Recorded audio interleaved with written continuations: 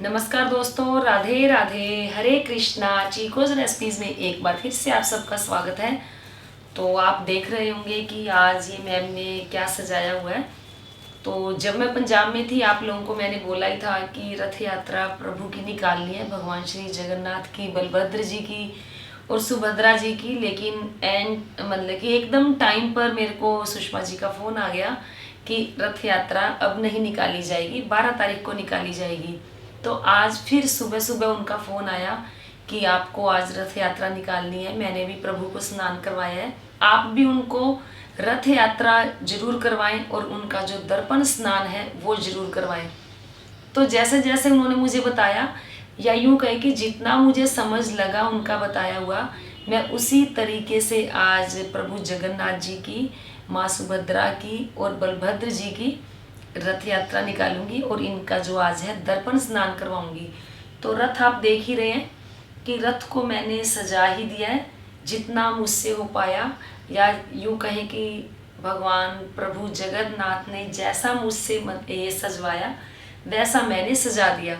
तो अब मैं करूँगी इनका दर्पण स्नान।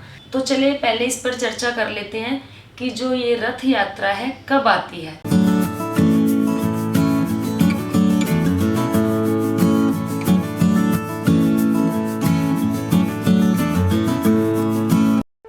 सब्सक्राइब करें चीको रेसिपीज़ को और बेल आइकन को टैप करें मेरी हर वीडियो सबसे पहले देखने के लिए। तो रथ यात्रा के विषय में जानने से पहले अगर आपने अब तक मेरा चैनल सब्सक्राइब नहीं किया है तो प्लीज़ सब्सक्राइब कर ले और साथ में जो बेल आइकन नज़र आ रही है उसको ज़रूर टैप करें ताकि मेरी आने वाली वीडियो की हर नोटिफिकेशन आप लोगों तक सबसे पहले पहुंचे और आप लोग वो वीडियो देख लें। तो चलिए देखते हैं कि रथ यात्रा कब आती है। तो आषाढ़ मास के शुक्ल पक्ष की द्वितीया से जो रथ यात्रा है वो शुरू हो जाती है और देवशयनी एकादशी तक चलती है। तो 12 जुलाई से लेकर 20 जुलाई तक, 20 जुलाई को देवशयनी एकादशी है, तो देवशयनी एकादशी तक ये निकलती है। तो कहा जाता है कि भगवान प्रभु जगन्नाथ और बलभद्र जी और माँ सुभद्रा जब ये बीमार होकर ठीक होते हैं तो ये अपनी मौसी माता गुणिचा के मंदिर में जाते हैं और वो साल में एक बार ही उनके मंदिर में जाते हैं और 7 दिन तक वहाँ विश्राम करते हैं। उसके बाद वहाँ वो अपने घर लौटते हैं। तो जो प्रभु 15 दिन बीमार होते हैं तो इसके पीछे भी एक कथा है कि उनके भगवान श्री जगन्नाथ जी के जो एक बचपन के दोस्त थे माधव दास, वो बीमार हो गए थे और वो हमेशा प्रभु को बहुत भजन कीर्तन करते थे, बहुत मगन रहते थे इनकी याद में और इनसे बहुत प्रेम था। एक बार वो बहुत ज़्यादा बीमार हो गए, उन्हें उल्टी दस्त लग गई, यानी कि उन्हें अतिसार हो गया। तो उनसे उठा बैठा भी नहीं जाता था, आस पड़ोस के उनकी सेवा कर जाते थे और बस वो सबसे ही कहते थे कि मेरे तो सिर्फ एक जगन्नाथ ही है। तो भगवान उनकी सेवा के लिए आए। वो जो माधव दास जी थे मल मूत्र भी अपना बिस्तर में ही त्याग देते थे। तो प्रभु ने उनकी बहुत सेवा की। तो माधव दास जी ने बोला कि प्रभु आप मुझे ठीक कर सकते थे। तो प्रभु ने बोला कि जो आपके कर्मों में कष्ट लिखे होते हैं वो मैं नहीं खत्म कर सकता, अगर मैं कर भी देता तो उसके लिए आपको पुनर्जन्म फिर से लेना पड़ता।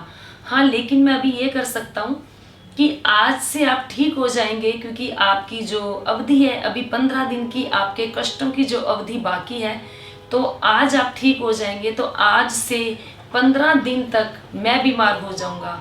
तो इसीलिए वो 15 दिन जो प्रभु जगन्नाथ जी हैं वो बीमार हो जाते हैं। तो 15 दिन जिस दौरान प्रभु बीमार होते हैं उस दौरान उन्हें एक काढ़ा पिलाया जाता है, उन्हें 56 भोग नहीं लगाया जाता है।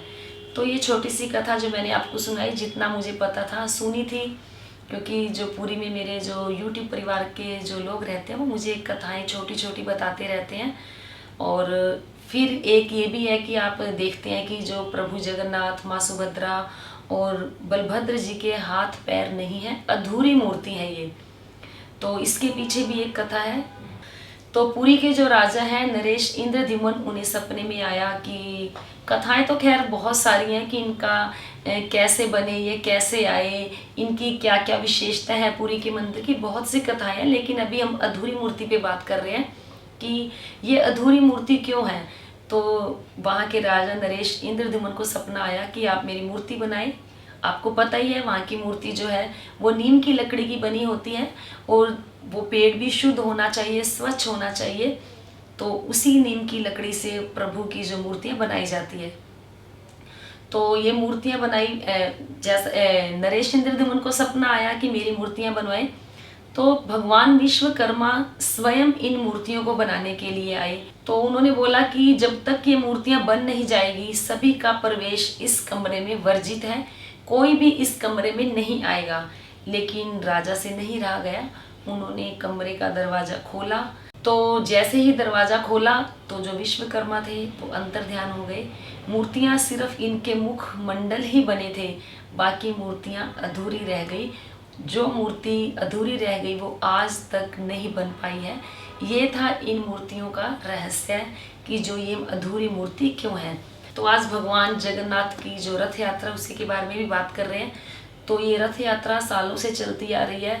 तो और जो पहले रथ यात्रा निकलती है, सबसे पहले भगवान बलभद्र जी हैं, बलराम है वो बड़े हैं, सबसे पहले उनका रथ होता है, बीच में सुभद्रा का होता है और सबसे आखिरी में भगवान श्री जगन्नाथ का रथ निकलता है।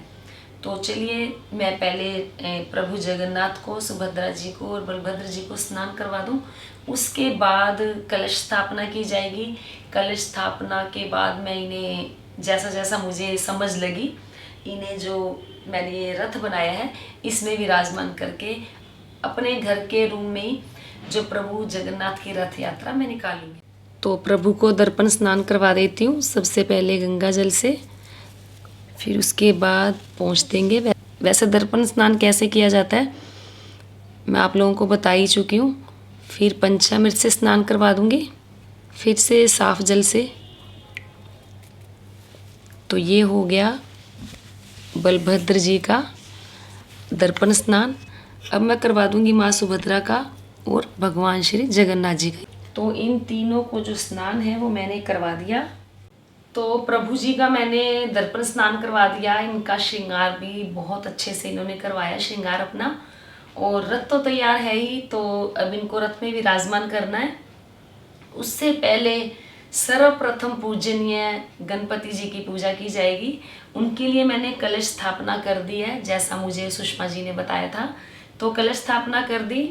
अब आपको दिखाती हूँ कि जो हमारे प्रभु हैं उनका जो श्रृंगार है वो कैसा हुआ है। और अब प्रभु जी को बिठाया जाएगा रथ के अंदर। तो उन्होंने बोला था कि मैम जब भी आप इन्हें रथ में बिठाओ तो भगवान श्री जगन्नाथ जी को थोड़ा थोड़ा हिलाते हुए बिठाना, ताकि इन्हें झूले ले रहे हो, कुछ इस तरीके से। तो चलिए अब हमारे प्रभु जगन्नाथ जी जो हैं वो बैठेंगे अपने रथ में। तो जो प्रभु जगन्नाथ जी हैं अब बैठेंगे रथ पर। तो जगन्नाथ जी का मैंने अभी आपको बताया ही कि उन्हें मैंने विराजमान कर दिया, लेकिन इन्हें रथ में विराजमान करने से पहले मैंने उन्हें खिचड़ी का भोग लगाया। आज मंदिर में मैंने सभी भगवान को खिचड़ी का ही भोग लगाया, तो इन्हें भी खिचड़ी का ही भोग लगाया। कलश स्थापना मैंने कर दी है, क्योंकि सबसे पहले गणपति जी की पूजा अर्चना की जाएगी। तो ओम गंग गणपति नमः से बोलते हुए हम पूजा शुरू करेंगे। ओम गंग गणपति नमः, ओम गंग गणपति नमः। तो ये हमारी पूजा हुई संपन्न गणपति जी की। उसके बाद भगवान श्री जगन्नाथ जी की करेंगे आरती। फिर आरती के बाद इन्हें फिर फलों का भोग लगाया जाएगा। फिर उसके बाद जो ये रथ है चलाया जाएगा। फिर जब ये रथ चलाएंगे तो ये एक नारियल और मैंने मंगवा कर रखा हुआ है। जब रथ यात्रा शुरू होगी उससे पहले ये नारियल जो है इसे फोड़ा जाता है। तो यहाँ तो मैं नहीं इसको खोल सकती, लेकिन जैसे ही रथ यात्रा शुरू होगी तो नारियल मैं इनके रथ के आगे रख दूँगी। तो सबसे पहले अब मैं कर लेती हूँ आरती। तो आप देख ही रहे हैं जो इनका रूप है, कितना अद्भुत, कितना सुंदर लग रहा है। तीनों बहुत ही सुंदर लग रहे हैं। तो सभी लोग बोल रहे हैं कि मैम भगवान श्री जगन्नाथ जी कौन है। तो जी मैं हर बार उनको पहले भी बता चुकी हूँ कि जो भगवान श्री जगन्नाथ जी हैं ये कृष्ण के ही अवतार हैं, या यूँ कहें कि ये साक्षात भगवान श्री कृष्ण ही हैं, क्योंकि वहाँ भगवान का दिल है जगन्नाथपुरी में। तो जो मैंने सुना कथा कि नीम की लकड़ी की हर 12 साल में इनकी जो मूर्ति है बदली जाती है और उसमें ब्रह्म पदार्थ बदला जाता है। उस दौरान सीआरपीएफ लगी होती है, क्योंकि ये आश्चर्यजनक सत्य है। सुनने में थोड़ा कुछ को लगेगा सत्य है, कुछ को लगेगा नहीं है, लेकिन सत्य यही है। और वहाँ कर्फ्यू लगा दिया जाता है। जो पुजारी जी हैं उनके हाथों में ग्लव्स होते हैं, उनके आँखों पे पट्टी बंधी होती है और लाइट भी नहीं होती है। तो वो जो पुजारी जी होते हैं वो ब्रह्म पदार्थ बदलते हैं एक मूर्ति से दूसरे मूर्ति में, और वो ब्रह्म पदार्थ बोला जाता है कि भगवान श्री कृष्ण का दिल है। तो उस दौरान सीआरपीएफ लगी होती है, पूरा कर्फ्यू होता है, और जो पुजारी जी होते हैं उनके हाथों में ग्लव्स होते हैं, आँखों में पट्टी बंधी होती है। और जब उनसे पूछा जाता है कि आपके कैसा महसूस होता है, तो वो यही कहते हैं कि एक खरगोश की तरह कोई जो चीज़ है वो उछलती होती है। तो ये ऐसा माना जाता है कि वो ब्रह्म पदार्थ ऐसा होता है कि अगर बिना ग्लव्स के हमारे हाथों पे लग जाए, किसी के हाथों पे भी लग जाए, तो कहते हैं कि उस इंसान के चीथड़े उड़ जाते हैं। तो यही मैंने सुना है, मुझे सुषमा जी ने भी पूरी कथा बताई। और एक और है मेरे सब्सक्राइबर मोहंती, उन्होंने भी मुझे यही बताया था। तो चलिए अब कर लेते हैं भगवान श्री जगन्नाथ जी की आरती। आरती के बाद इन्हें लगाया जाएगा फलों का भोग। फिर उसके बाद इनकी जो रथ यात्रा है, जो इनका रथ है, वो चलाना शुरू करेंगे। तो अब करी जाएगी भगवान जगन्नाथ जी की और सुभद्रा जी की और बलभद्र जी की आरती। जय जगदीश हरे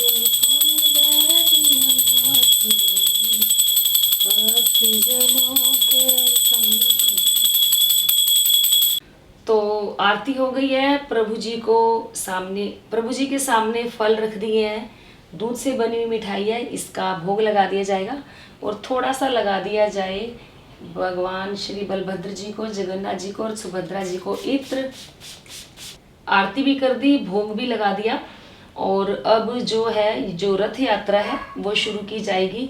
और नारियल सामने रखेंगे, लेकिन रथ यात्रा शुरू होने से पहले जो पुरी के राजा हैं वो वहाँ पर रथ के आगे सबसे पहले सोने की झाड़ू से छेरा पोरा करते हैं। वहाँ उड़िया में बोलते हैं छेरा पोरा, वो करते हैं। उसके बाद रथ यात्रा शुरू होती है। तो नारियल भी रथ के आगे रख दिया है, और मानसिक रूप से हमने सोच लिया कि वहाँ के राजा ने छेरा पोरा कर दिया, तो नारियल हटा लेते हैं। उसके बाद करते हैं जगन्नाथ श्री भगवान की रथ यात्रा शुरू। बोलो जगन्नाथ भगवान की जय। हरे कृष्णा हरे कृष्णा हरि बोल हरि बोल हरे कृष्णा हरि बोल हरे कृष्णा हरि बोल हरि बोल हरि बोल। हरे कृष्णा कृष्णा कृष्णा हरे हरे राम राम हरे हरे हरे कृष्णा।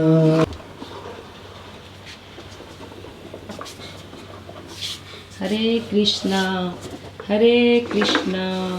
कृष्ण कृष्ण हरे हरे, हरे राम राम राम हरे हरे। हरे कृष्णा कृष्ण कृष्ण हरे हरे, हरे राम राम राम हरे हरे। तो ये थी भगवान श्री जगन्नाथ जी की रथ यात्रा। मैंने अपने घर में कैसे की, क्योंकि जैसे सुषमा जी ने मुझे बताया मैंने ठीक उसी तरह से की। अभी उनका फ़ोन आया कि मैम इसी वक्त जो रथ यात्रा है जगन्नाथ जी की पुरी में भी निकाली जा रही है। तो जो मैंने भी की तो सेम टाइम था, तो बहुत अच्छा लगा कि सेम टाइम पर मैंने भी अपने घर में की और वहाँ पुरी में भी भगवान श्री जगन्नाथ जी की रथ यात्रा निकाली गई। तो जैसा उन्होंने बताया मैंने वैसे किया, या जैसा मुझे समझ लगा मैंने उस तरीके से किया। तो वो बता रही थी कि सभी लोग अपने घरों में रो रहे हैं, क्योंकि भगवान श्री जगन्नाथ जी की जो रथ यात्रा उसमें कोई शामिल नहीं हो पा रहा, कोई उनको धूप दीप नहीं दिखा पा रहा है, क्योंकि कर्फ्यू लगा हुआ है, कोई उन्हें देख नहीं सकता। तो सभी लोग बहुत मायूस है, बहुत उदास है अपने अपने घरों में। उन्होंने मुझे यही बताया।